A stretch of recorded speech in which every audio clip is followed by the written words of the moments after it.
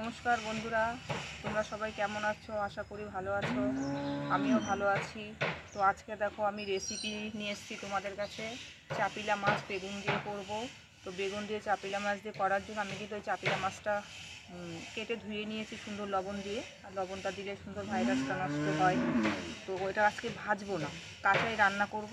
আর দেখো বেগুন নিয়ে নিয়েছি আমি এখানে ধনে পাতা নিয়ে নিয়েছি, শুধু জিরে বাটা এখানে।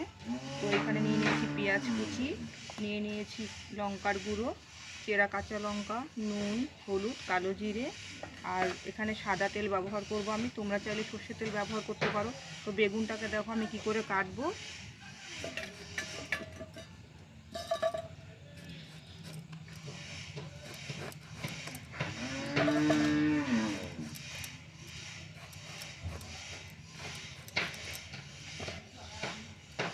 তো বেগুনটাকে দেখো এইভাবে আমি সরু সরু করে কেটে নেব। এইভাবে দেখো সরু সরু করে বেগুনটাকে কেটে নেব আমি। এই মাছটা কিন্তু খেতে প্রচণ্ড টেস্ট হয়।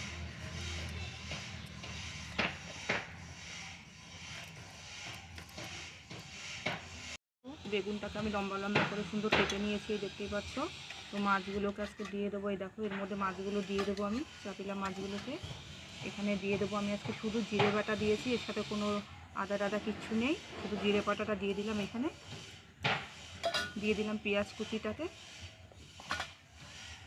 দিয়ে দিলাম চেরা কাঁচা লঙ্কাগুলো, দিয়ে দিলাম লঙ্কার গুঁড়োটাকে, দিয়ে দিলাম নুনটাকে, দিয়ে দিলাম হলুদ গুঁড়ো,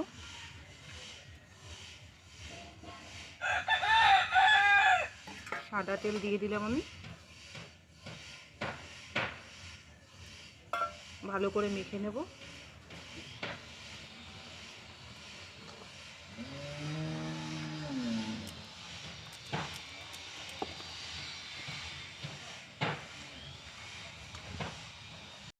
উনুনটাকে আমি ধরিয়ে নিচ্ছি, দেখো।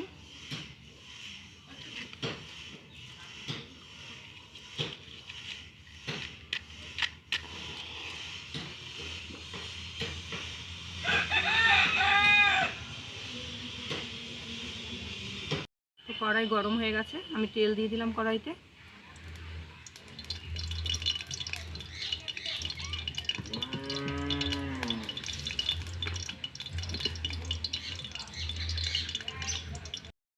তেল গরম হয়ে গেছে, আমি কালো জিরে দিয়ে দিলাম তেলে।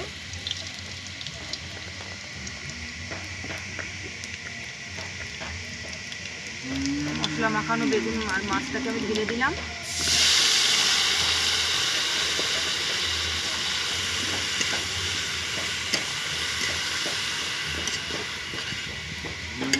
ঢাকা দিয়ে দেবো। আগুনটা আস্তে আস্তে দেবো, যাতে আগুনটা আস্তে হিটে সেদ্ধ হয়।